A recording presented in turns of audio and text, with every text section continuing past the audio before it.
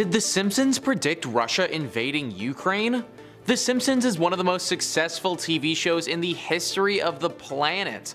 They've grossed millions upon millions of dollars and have done things other shows could have only dreamed of. Video games, books, board games, theme parks, you name it, and The Simpsons have done it. This obviously goes hand in hand with the fact that they have 33 seasons under their belt. It's currently the longest running scripted American primetime television show, and it has 10 whole seasons on second place. The Simpsons has been running on TV longer than I've been alive, and there's no reason to believe it's gonna stop anytime soon. Having 33 seasons to their name and 717 episodes in total, they've covered a wide variety of stories. Being the zany, animated, satirical comedy that it is, they've touched on some things that are pretty unbelievable. Whether it be Homer having the mob shoot an adult film in his house to completely destroying Springfield with garbage, The Simpsons are always doing something insane and outlandish. Most of the time, these things remain in their hysterical animated fantasy land and never come to fruition in real life. However, there have been some instances where the crazy things that they do on TV actually play out in real life. Enter The Simpsons predictions. If you look up The Simpsons predictions on the internet, you will find a ton of articles detailing all the times The Simpsons have predicted something in the future. You see, being on for 33 whole seasons means that a lot of real time has passed, which then means that tons of the stuff that you've written about has the potential to be proven correct. Let's take a look at some of the most famous examples. How about in season 11, episode 17, when Lisa becomes president and says the line,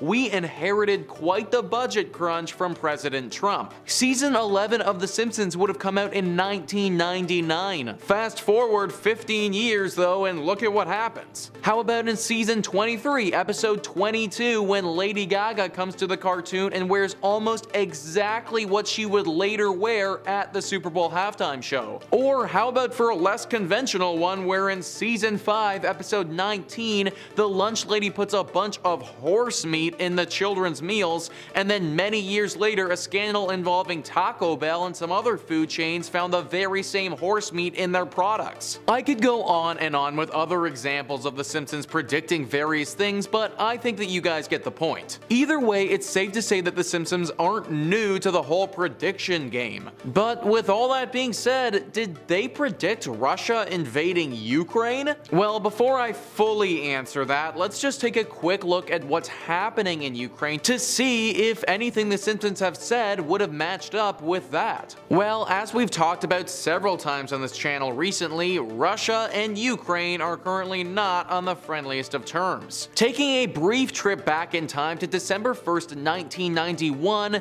Ukraine got its independence. It was on that date that the entire country held a vote, and a staggering 92.3% of Ukrainians voted to become their own independent nation. This was after a long history of being controlled by the Soviet Union, and prior to that being attacked and oppressed by not only the Russians but several other countries too. Something that gets forgotten far too much is that less than 100 years ago, back in the 1930s, a full-on was committed against the Ukrainian people by Joseph Stalin. He specifically starved those that lived there, with survivors saying that Russian soldiers would see them making a soup of water, leaves, and twigs and force them to dump it out. It's things like this that led to the overwhelming support of independence in 1991 by all the people living in Ukraine. Even though many of the Ukrainian people rejoiced at this vote, the Russians weren't too happy about it. Ever since Ukraine has become their own country, Russia has refused to acknowledge it and believes that they should be an extension of Russia. In their mind, Ukraine has so many people of Russian descent already that they should just be in Russia. Not to mention that their culture is very similar to the Russian culture because they were under Russian control for so long. Anyways, very simply, Russia wants Ukraine, but Ukraine doesn't want Russia. This is why in 2014, Russia forcibly annexed the Crimean Peninsula peninsula, an area of land that was particularly important to the Russians. Before 1954, it used to be part of Russia but was transferred over to the Ukrainian Soviet Socialist Republic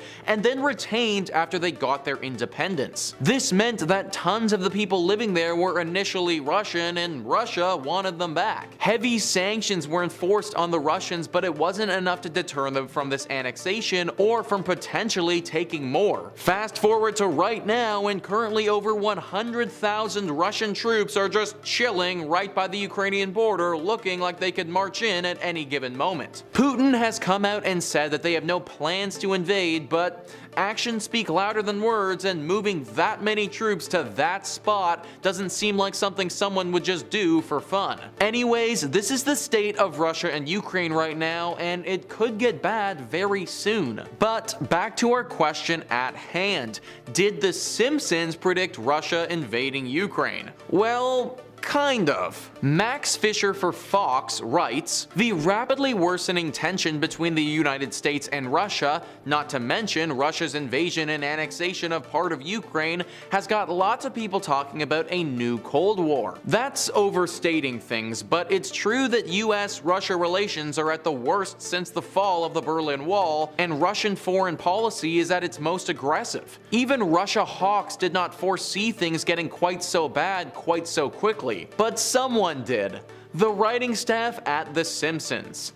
An old episode, Simpson Tide, predicted the return of the Soviet Union and a new Cold War back in 1998 when Boris Yeltsin was president and relations were good. The show began with Simpsons patriarch Homer Simpson joining the Navy, ending up on a submarine that accidentally gets into a shooting match with a Russian sub and wandering into Russian waters in what is taken as an attempt to defect. He then goes on to say that Russia's ambassador to the United Nations reveals that the collapse of the Soviet Union was just a ruse. Obviously, this was just a joke about how improbable it would be for a Russian official to push a button and bring back the Soviet Union. And of course, Russia's invasion of Ukraine does not mean that the Soviet Union is back. But there is a certain continuity between Russia today and during the Soviet Union, with its aggression in Eastern Europe and its anti-Western politics at home. So there you have it, folks. The Simpsons kind of predicted what is happening right now. I want to emphasize what Max Fisher wrote there about the Soviet Union as well. The Soviet Union isn't back, and an invasion of Ukraine doesn't mean that it's coming back or anything like that. But like he says, the Simpsons' prediction of Russian aggression towards Eastern Europe is certainly accurate. One thing that should be noted though is how the episode Simpson Tide ends. Nuclear war is anticipated and it looks as if everything's about to go to hell, but through some dumb luck, Homer manages to get out of it, and in the process, everything goes back to the way things were. So if we're putting our full faith into the Simpsons' predictions, then we can at least take some comfort in the fact that they didn't predict a full-on World War III involving Russia. So that is a good thing. Granted, maybe taking the Simpsons' predictions literally isn't the best idea either, because even if this predict would work in our favor, there are plenty of other ones that have been thrown out there through the years that definitely would. Did The Simpsons predict Putin starting World War III? To be completely honest, I guess the short answer is no. The long answer is kind of, and here's how. Of course, the entire world has been watching the rapidly worsening tensions between Russia and Ukraine for weeks now. But really, this whole ordeal stems back way further. Since 2014, when Russia invaded and annexed Crimea, people have been talking about the potential of a new Cold War, and sometimes, in the worst of times, a potential Third World War erupting as a result of this now new impending invasion. US-Russia relations are the worst they've been since the fall of the Berlin Wall, and Russian foreign policy is getting quite aggressive. Every day it seems as though there is more new news to be seen and heard in regards to the Russia-Ukraine conflict, and most recently, the news has seen some sanctions being placed on Russia by other countries in an effort to get the situation to de-escalate. While things certainly are terrible, maybe they weren't really all that unpredictable. When we take a look back at the 1998 episode of The Simpsons titled Simpson Tide, which was the 19th episode of the 9th season, you'll see what I'm talking about. Warning, spoilers ahead. I mean, at this point you've had like 24 years to view it, so probably don't have to say spoilers. In the episode, Homer almost causes the entire nuclear power plant that he works at to go into meltdown because he put a donut into the reactor core to make it bigger. This, of course, ends up in him being fired by Mr. Burns. After he is fired from his job, he is at home and suddenly on the TV he notices that there is a recruitment advertisement which is looking to get some new people enlisted in the Naval Reserve. Homer decides that perhaps this should be his new career path and he goes forth and enlists, with Moe, Barney, and Apu following suit shortly after. All the while this is going on, Bart purchases an earring and Homer gets upset about it and confiscates it. After this, while in the midst of his naval service, Homer and the others are placed onto a nuclear submarine. They begin to participate in a military exercise, but of course, this is a Simpsons episode and it's Homer Simpson here, so something is bound to go awry. Homer ends up accidentally having the captain of the submarine fired out of a torpedo tube and then proceeds to pilot the ship into Russian waters. Of course, this is seen as an attempt to defect, which then goes on to create political division between the USA and Russia. This then somehow leads to the revelation that the Soviet Union in fact was never dissolved. In true Simpsons fashion, we see the Berlin Wall rise up from the ground, we see Soviet troops with weapons and tanks in the streets, and we even see Vladimir Lenin rise up from his Moscow tomb. It's definitely quite a macabre experience, even in a silly animated television show. From there, nuclear war is now being anticipated until the US Navy goes on to drop depth charges onto the submarine that Homer's in. These are meant to either destroy it or force it up to the surface, but what it does is cause a pinhole leak in the hull of the submarine. Remember when I said that thing about Bart and the earring and maybe you thought it was kind of weird and random that I included it? Well, there is of course a reason. Homer takes this confiscated earring he has and uses it to plug the leak, which of course saves the submarine. In the end, just because it feels like I should explain how the story ends after just telling you everything else that happened, the submarine surfaces and Homer is taken away to stand before the court-martial, but in the end, because the officers on the review committee have done a slew of awful things, they end up giving Homer the punishment of mild dishonorable discharge, and then Homer goes home and forgives Bart because, as it turns out, the earring saved his life. It's a wonderful, happy ending. So, you see what I mean?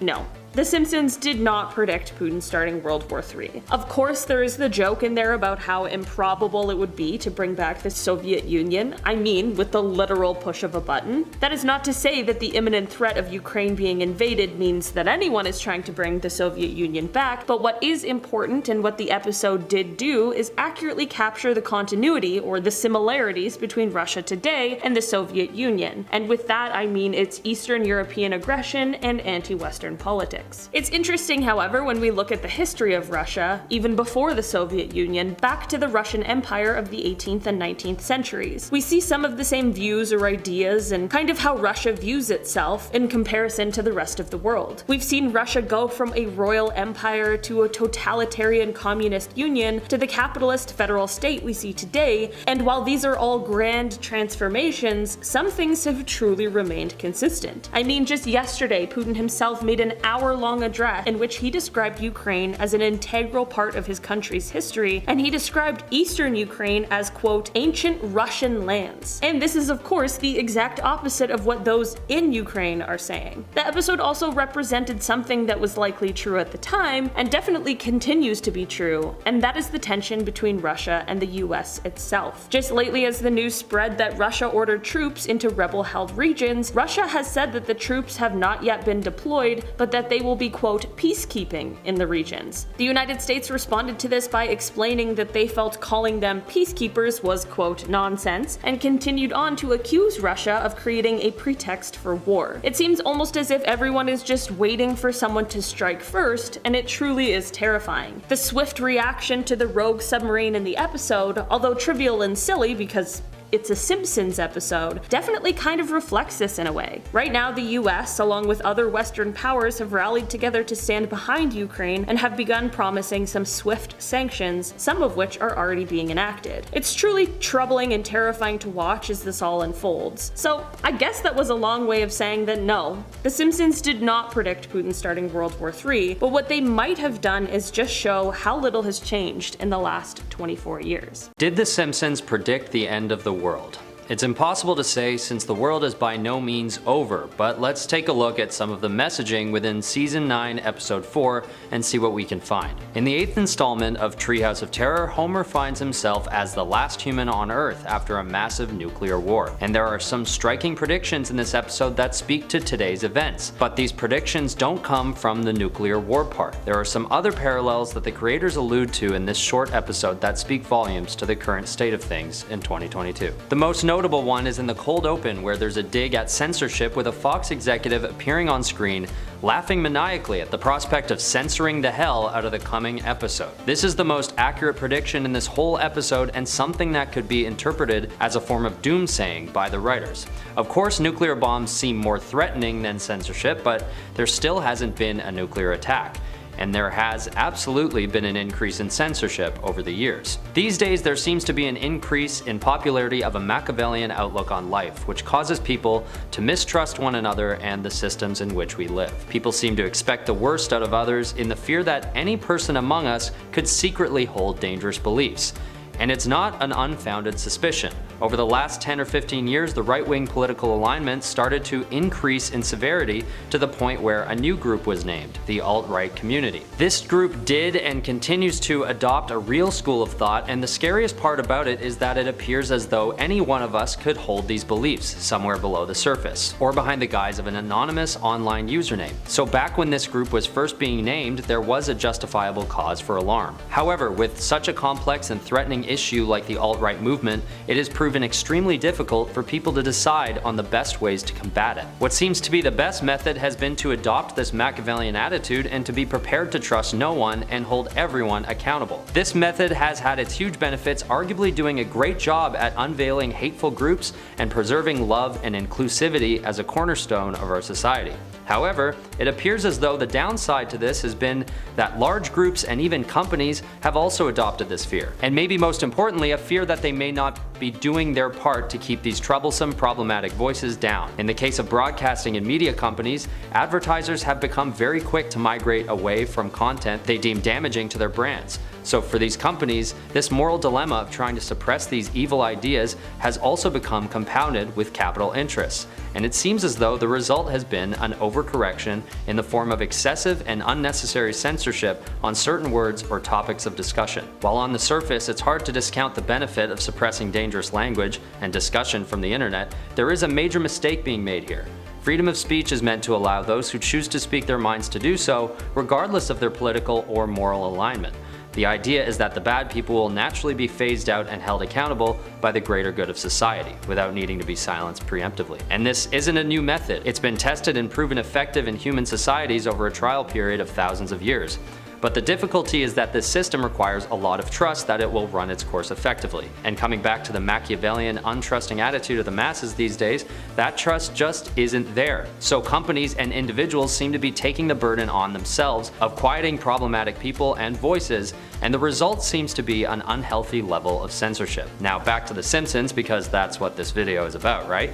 This is a very clear and calculated point being made in the cold open of this episode, which speaks to a danger that may be going under the radar more than any nuclear warhead in 2022. And as for the part of the episode about nuclear war, there are some similarities there, but the comparisons to today aren't quite as stark as the censorship message. Firstly, we see Mayor Quimby refusing to apologize after making a racist remark about French people, followed by an enraged French president firing a neutron bomb at Springfield. The remark being something about frogs' legs is obviously hyperbolically ridiculous, but it does make the point that international conflicts are often caused by the human fears and insecurities of a small group of individuals, if not one individual alone. And that is something we're seeing with Putin threatening nuclear warfare. The insecurity that Ukraine's decision to adopt a democratic system was going to leave Russia in the past, and the fear that once he'd already started the war, Putin would need to defend himself with nuclear armament preemptively before NATO could make an offensive attack. So it always appears to be all about the person and their personal human emotions, which is the point being made in The Simpsons with the frog's legs remark. And this is why dictatorships are so dangerous, because we are currently seeing millions of people's lives changing due to one man's decisions. Whereas a democracy is designed to have every decision be the result of a collaborative effort, avoiding this possibility almost always quite effectively. So yes, the French president and a stubborn Springfield mayor starting a nuclear war over a petty argument is pretty accurate. But is there a nuclear war happening? No.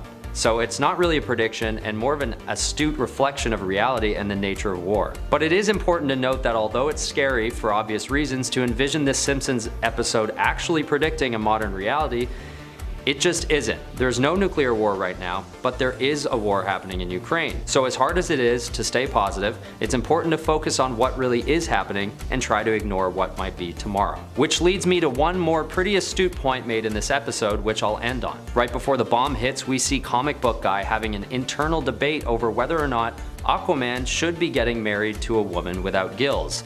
And as he notices the bomb about to hit, he mutters, "Oh, I've wasted my life." The point of this joke seems to be that this debate he's having is not real and is distracting him from true reality, let alone the stretch of sidewalk ahead of him. This message rings quite true and may even be predicting this moment of me writing this script and you watching this video right now. I'm not saying I know a nuclear war will not happen, but I am saying that I know it's not happening today. So in case it does, there is some free advice encoded in this Simpsons episode to take things as they come and live in the present. They're reminding us to, as much as we can, try and focus on what really is happening, and in doing so we may all be able to find a way to get out of this mess without the Simpsons having predicted yet another tragic world event. Our favorite Springfieldian family has always seemed to have a knack for predicting the future. When you make that much television, you're bound to write something that happens in real life somewhere down the road. Art imitates life, and in turn, life imitates art. Some folks might call this predictive programming, or maybe claim that it's an insidious plot to keep us complacent in the changes happening around us. I call it a bunch of TV writers doing their best to come up with wacky scenarios every week. Potato, potato, I guess. For whatever reason, folks really jumped on the latest wave of Simpson prediction conspiracy theories, and with that, lots of wild stuff has been linked to the show. Whether you believe it all or simply think that it's a coincidence, there's no denying the appeal of looking to a popular cartoon for a potential glimpse into humanity's future. We've seen all sorts of predictions seemingly come true over the past few years, and folks are flabbergasted by the idea that the folks at Fox were ready for so long. Take the recent Kamala Harris-Lisa Simpson connection. The purple suit caused a whole lot of synapses to fire across the internet, and I don't think some folks will ever stop talking about it. And if we delve back even deeper into presidential conspiracies, what about that time The Simpsons predicted the Trump presidency? Sure, it was played for a gag, but somehow this television businessman made his way into the White House. So for all of the predictions they've made, including the apocalypse, so-called, on Inauguration Day, some are still outstanding. They can't get them all right after all, but there are a few that really do feel like they could be accomplished in the next little while, whether they're technological advances, insane political maneuvers, or wild twists of fate that will affect vast swaths of people. So let's get right into the predictions that might come true in 2022. Are we really already 3/4 through 2021? Time sure does fly when you spend all of it on the internet. Godspeed. So the first prediction I want to analyze today is from the episode titled Lisa's Wedding, where the writers quite literally take a look into their characters' futures. The Simpsons family is thrust forward a couple dozen years, and we get to see them all grown up. Marge and Homer are looking significantly older, and Bart, Lisa, and Maggie are now full-grown adults at this point. And of course, as the title suggests, Lisa is getting married, to a Brit no less. The family takes a trip to England to meet their new in-laws-to-be, and during their stay they encounter all sorts of wacky predictions concerning what the future might look like. One of the most iconic and oft-referenced things from this future London is Big Ben, the famous clock tower striking out the hours for all to hear. Back before personal timepieces were commonplace, many people had to rely on things like clock towers to even know what time it was. We've really changed things up since then, as time is more important than ever when it comes to running businesses that are reliant on international cooperation and digital platforms. With this in mind, you can turn your attention to the newly digitized Big Ben, sporting a clock face that looks like it belongs on a Casio. It does away with a lot of the analog charm and history associated with the tower, doesn't it? But it's more efficient, so why not make the jump? Then you can have everyone sync up their personal clocks to Big Ben via Wi-Fi, and nobody can be late for anything ever again unless you want to try and make an excuse that works around this newly efficient system. Of course, it's doubtful that Big Ben will ever be fully made digital. There's too much history there, too much tourism potential. However, with the way things are going right now, digital seems to be rapidly overtaking analog in all sorts of ways. More people rely on digital, centralized clocks to plan their lives, whether that means using a phone clock or the one on their laptop. Watches have largely become accessories or jewelry, unless they can be used for step counting or connecting to the internet. I haven't been in a classroom for a while, so I can't really tell you the last time I saw a proper wall clock. Billboards are opting to become enormous LCD screens to maximize the amount of ads they can display. All of this to keep things connected and seemingly integrated. So what's to say some hotshot in tech wouldn't suggest that Big Ben be brought into the age of information? As we speak, Big Ben is undergoing some renovations too. That's right, in 2017 the bells were silenced, the dials were scheduled to be reglazed, lighting was set to be upgraded, and a lift was even planned to be added. No public announcements about digitizing the display, but nothing is certain, right? And guess when this upgrade is due to be finished? 2022. There's still the possibility that Big Ben could be shaped into the form we witnessed on the Simpsons quasi-canonical foray into the future. Speaking of technology run rampant, let's move on to the next possible prediction. We've seen a lot of wonderful advances in tech over the past few decades, bringing us levels of luxury and efficiency we could previously only dream of. Of course, this kind of advancement is a double-edged sword, with every benefit bringing along some sort of damage or detriment. The more nice things we have, the more garbage we produce. The more comfortable our homes and workplaces are thanks to air conditioning and fuel-powered energy, the more damage we could do to the environment. Plenty of greener options are available for consumers and businesses alike, but the profit motive of using the cheaper, dirtier methods remains. With the way things are going, we could very well end up with a bit of an environmental disaster on our hands. It's slowly working up to Armageddon right now, with many irreversible milestones about to be reached, but that kind of slow march towards doom is easy to ignore. If someone were to, say, dump a large amount of hazardous waste into the water supply, or set off some sort of reaction that burns up enormous tracts of land, then we'd have to do something. Folks have tried fighting the fires set by gender reveal parties and in the ocean, and done their best to clean up oil spills, but it's tough. Wouldn't it be easier if we just contained the disaster so the rest of the world could breathe easy? Well, The Simpsons predicted just such an event occurring and came up with an ingenious solution. Put a dome over it. You might remember this from the Simpsons movie way back when. After Homer dumps all of his pet pig's droppings into a local waterway, things get bad fast. Thus, a wonderful, benevolent government official decides that the best option is to totally quarantine that area in the most literal way possible. Dome.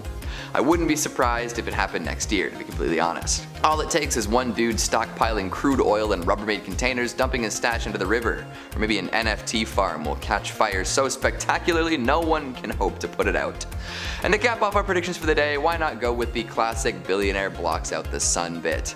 Stranger things have and will continue to happen.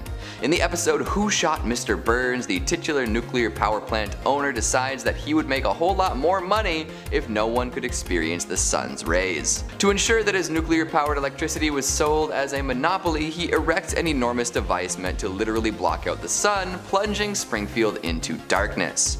Although I don't think anybody today would be able to pull this off for political, technological, and general moral reasons, we have seen major corporations do their best to keep monopolies thriving so that customers pay out the nose for something they could otherwise get for next to nothing. Nestle diverting water, bottling it, and selling it back to people at a profit seems to be about equivalent, doesn't it? Well, going back to literally blocking out the sun, I again don't think someone will put a machine on Earth to do it. I can see this going one of two ways. Option 1, we continue to wreck the environment and produce massive amounts of waste and fumes. Eventually, smog and smoke manage to semi-permanently settle in our atmosphere, stopping the full rays of the sun from ever reaching the surface. Sounds like fun. Option 2 involves all these billionaires continuing their personal space race to the point where satellites orbiting Earth are simply too plentiful. We'll start seeing the blanket of machines from the surface, and soon enough they'll cross over the sun like clouds on an overcast day. It might not be intentional on the surface anywhere, but if this happens, a billionaire will have blocked out the sun. The future, everyone. So that just about sums up the Simpsons predictions I could see happening in the far off year of 2022. History seems to be moving faster than ever these days, although I think that does have something to do with the fact that we're always chronicling everything from every conceivable angle. Wild how that works, right?